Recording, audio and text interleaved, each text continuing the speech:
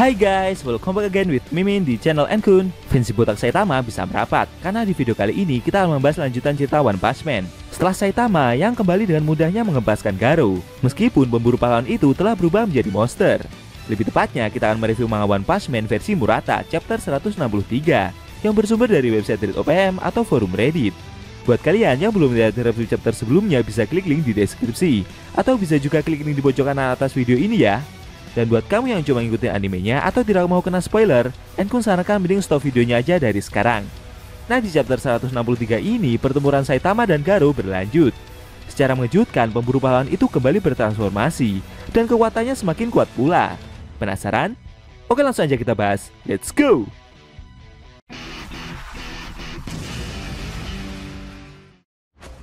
Pada awal scene, kita diperlihatkan Garo yang telah terlempar karena dipukul oleh Saitama. Sambil mendarat, pemburu pahlawan itu merasa emosi dengan perlakuan yang telah si botak tunjukkan. Dalam benaknya, Garo merasa jika perubahan monsternya telah bertambah cepat, dan dia merasa pula jika kekuatannya telah meningkat dibandingkan sebelumnya. Tapi entah kenapa, Garo merasa jika dia masih belum dapat mengimbangi pahlawan botak tersebut. Saitama yang menghampiri Garo itu bertanya, sebenarnya apa yang mau pemburu pahlawan itu capai? Menurutnya, karena Garo memburu para pahlawan, membuatnya mengira jika dia seperti punya dendam tersendiri kepada mereka semua. Namun tadi, Garo malah bekerja sama dengan para pahlawan tersebut, bahkan sampai mengalahkan monster kelabang raksasa itu dan menyelamatkan orang-orang yang ada di dalam helikopter. Melihat semua itu, si botak merasa jika Garo melakukan hal seperti tadi, lebih baik dia langsung menjadi pahlawan saja. Saitama kembali bertanya, memang untuk apa Garo berpura-pura menjadi monster? Mendengar pertanyaan tersebut, Garo malah bertanya balik, kapan dia pernah membantu para pahlawan itu? Dia beralasan jika tadi saat Metal Bat muncul, Garo memang sengaja memanfaatkan pahlawan tersebut. Garo berdalih jika dia harus fokus pada efisiensi saat melakukan hal sendirian, dan itu agar tujuannya bisa tercapai. Mendengar alasan tersebut, Saitama jadi ingat dengan tujuan absolut yang ingin pemburu pahlawan itu capai. Tapi si botak malah salah paham dan mengira jika kejahatan tersebut merupakan kedamaian dunia atau semacamnya. Garo yang mendengar pendapat itu jadi malah bingung sendiri. Dari mana Saitama bisa menyimpulkan hal semacam itu? Sambil tersenyum, Saitama berpendapat jika Garo terlihat seperti seorang pria yang akan menyemangati anak kecil yang menangis agar mau berdiri kembali dan menyuruhnya untuk terus mencoba lagi. Mendengar pendapat tersebut membuat Garo terdiam. Saitama merasa jika anak yang mendatangi Garo tadi terlihat cukup berani juga. Dia bahkan tidak mencoba untuk lari setelah melihat wujud Garo yang seperti itu. Menurut Saitama, Garo harusnya bekerja sama dengan anak kecil tersebut. Namun, Garo yang tidak terima dengan perkataan itu langsung menyerang si botak dan mendaratkan 3 pukulannya secara beruntun. Tapi Saitama tidak tinggal diam. Dengan sigap, dia langsung memegang tangan pemburu pahlawan itu. Garo mencoba untuk melawan. Akan tetapi, Saitama malah membuat pemburu pahlawan itu makin tidak bisa bergerak. Namun di luar dugaan, meski tangan Garo sudah Saitama tahan, dengan sigap pemburu pahlawan itu memukul Saitama dengan sangat keras. Garo tidak memberi kesempatan si botak untuk bangkit. Dengan cepat, dia kembali memukul Saitama menggunakan pukulan bela dirinya secara bertubi-tubi. Pukulan besar itu bahkan sampai menghasilkan kilatan-kilatan listrik di sekitarnya. Tapi secara tak terduga, Saitama malah keluar dari dalam tanah di sebelahnya dan menyerang Garo dengan melemparkan batu yang telah dia angkat. Sambil melemparkan batu tersebut, Saitama berkomentar jika gerakan dari pemburu pahlawan itu begitu aneh, membuatnya sampai gagal melancarkan pukulan. Sambil menahan batu yang si botak lemparkan, Garo menjawab jika ini adalah teknik bela diri terkuat. Pemburu pahlawan itu kembali mencoba memukul Saitama secara bertubi-tubi.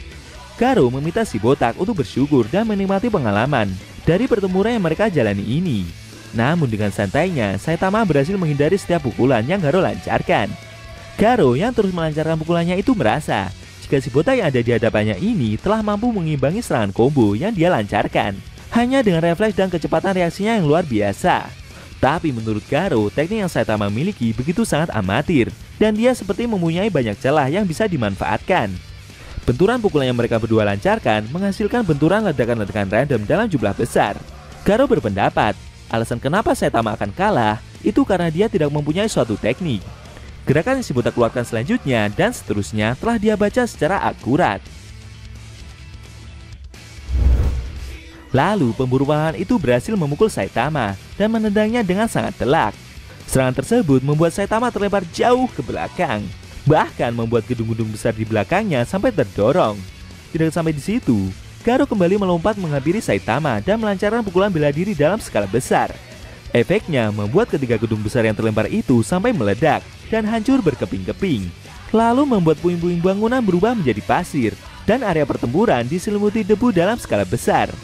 Garo yang masih berdiri itu merasa jika seberapa kuat tulang dan daging yang Saitama miliki, dia tidak mungkin melatih organ dalamnya. Setelah menerima serangan tadi, pastinya organ dalam tubuhnya jadi hancur. Dengan begitu, bahkan monster seperti Saitama sendiri takkan mampu untuk bekerja menjadi pahlawan lagi nantinya. Tapi tidak lama kemudian, sambil menunjukkan wajah datar tanpa dosanya itu, Saitama keluar dari balik debu dengan kondisi tidak terluka sama sekali. Garo yang melihat hal itu amat sangat terkejut. Namun tidak lama kemudian, tidak jauh dari mereka berdiri, secara tak terduga muncul orang-orang seperti para staf yang keluar dari balik pintu bawah tanah. Mereka seperti merasa bersyukur bisa keluar dari dalam ruangan tersebut. Saitama menghampiri mereka dan bertanya dengan apa yang sedang mereka lakukan. Para staf itu bercerita jika mereka adalah staf gedung yang ada di dekat sini dan mereka berlindung di dalam bunker bawah tanah. Mereka sebelumnya sedang memeriksa apakah ada orang tertinggal setelah peringatan evakuasi darurat diinstruksikan. Tapi sialnya mereka semua malah terjebak. Staf yang perempuan menambahkan jika di dalam bunker tersebut amat sangat gelap. Mereka tidak bisa menghubungi siapapun demi mendapatkan pertolongan. Mendengar cerita tersebut, Saitama menyimpulkan jika sepertinya semua reruntuhan yang menimpa gedung bunker mereka sudah disingkirkan dari pertempuran mereka sebelumnya. Sehingga hal itu membuat mereka semua bisa keluar dengan selamat. Mendengar hal tersebut, para staf merasa bersyukur dan ingin berterima kasih kepada si botak. Tapi Saitama menyanggahnya. Menurutnya mereka lebih baik berterima kasih kepada Garo saja.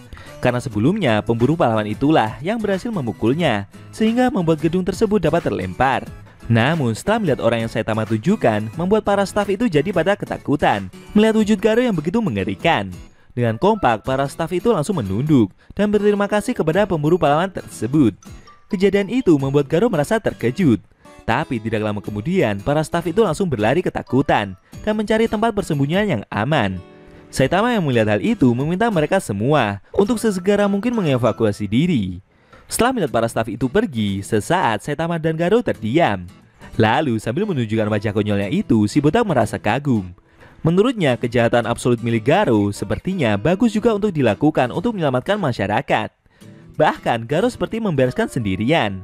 Garo yang seperti merasa terhina dengan perkataan barusan langsung mencoba memukul si botak secara bertubi-tubi. Namun dengan santainya sambil cengar-cengir, Saitama berhasil menghindari setiap serangan yang pemburu pahlawan itu lancarkan. Scene berpindah ke jalanan perbukitan, di mana ada para masyarakat yang sedang mengevakuasi diri dari bencana gunung yang akan meletus. Perlahan lahar gunung tersebut semakin mendekati area pemukiman. Tapi tidak lama kemudian mereka seperti melihat ada kilauan sinar yang bercahaya dari balik gunung yang mau meletus tersebut. Mereka mengira jika itu adalah guncangan sebelum gempa besar terjadi. Tapi yang sebenarnya itu adalah ledakan benturan dari pertempuran Saitama melawan Garo. Di luar dugaan, tubuh Garo kembali bertransformasi lagi. Tubuhnya kembali membesar dan kali ini memiliki sepasang sayap yang lebar. Dengan wujud monsternya tersebut, Garo kembali menyerang Saitama dengan melancarkan pukulan bela dirinya secara bertubi-tubi. Tapi kembali lagi dengan santainya, si botak berhasil menangkis serangan yang Garo lancarkan. Sambil menepis serangan tersebut, si botak merasa jika serangan dari Garo ini sepertinya sedikit meningkat lagi. Mendengar pendapat tersebut membuat pemburu pahlawan itu jadi makin tidak terima. Dia kembali melancarkan pukulan kerasnya dan kali ini berhasil membuat Saitama terlempar menabrak gunung berapi yang ada di belakangnya. Lalu Garo kembali menyerang si botak dan menghantamnya dengan kedua pukulan bela dirinya dalam skala besar. Efek serangan besar tersebut menghasilkan kilatan-kilatan listrik di area sekitar, bahkan sampai membuat gunung berapi itu meledak. Para masyarakat yang melihat kejadian itu pada terkejut, tapi berkat ledakan barusan membuat lahar gunung yang mengalir tadi jadi berubah ke sisi sebaliknya, sehingga kota yang ada di bawahnya dapat terhindar dari kehancuran. Para warga yang melihat kejadian itu pada bersorak kegirangan, melihat kota tempat tinggal mereka dapat selamat dari bencana alam. Sedangkan Garo yang telah berhasil mengajar Saitama secara bertubi-tubi itu merasa kelelahan. Dia seperti sedang mengatur nafas karena telah mengeluarkan tenaga yang cukup besar. Namun di luar dugaan, Saitama malah kembali berhasil memukul pemburu pahlawan tersebut dan membuatnya terlempar ke udara. Garo mencoba untuk bertahan dengan melebarkan sayapnya dan terbang di angkasa. Dia seperti tidak percaya dengan kenyataan yang dia lihat. Saitama masih baik-baik saja. bahkan setelah menerima serangan telak sebesar itu. Menurut Garou, jika serangannya tadi dapat menembus dan menghancurkan benda di belakangnya, itu bisa disimpulkan kalau si botak lebih kuat dari benda tersebut, yang artinya Saitama lebih kuat dari gunung sekalipun. Si botak yang masih berdiri di sebelah gunung tersebut melihat tempat para masyarakat yang sedang mengevakuasi diri. Di sana ada para warga yang seperti bersorak kegirangan. Saitama tersenyum dan tertawa melihat hal itu. Menurutnya, seluruh pertarungannya dengan Garou tersebut seperti berjalan dengan sempurna saja. Saitama sampai merasa jika Garou seperti mengingatkannya dengan King. Dan pemburu pahlawan itu seperti memiliki suatu insting pahlawan yang kuat pula. Di luar dugaan ya guys, efek pertempuran sengit dari Saitama dan Garou malah membuat masyarakat sekitar merasakan dampak yang cenderung positif. Apa yang akan terjadi selanjutnya? Apakah setelah ini Garou akan kembali mencoba menyerang si botak Tambanti? Sayang sekali scene cerita manga One Punch Man versi Murata chapter 163 telah berakhir.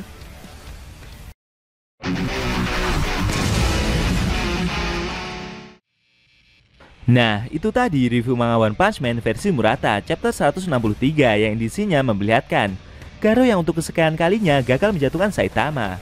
Meskipun pemburu pahlawan itu sudah mengajar si botak berkali-kali, secara mengejutkan Saitama malah bisa terus bangkit dengan begitu mudahnya. Bagaimana menurut kamu? Jangan lupa tinggalkan komentar kalian ya.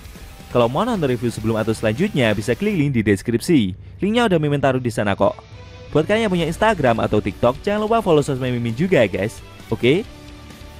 Tekan like kalau suka sama video ini dan dislike kalau nggak suka. Jika ada kata-kata dari Enku yang kurang pas, Enku mohon maaf dan sampai bertemu di video review manga One Punch Man versi Murata selanjutnya.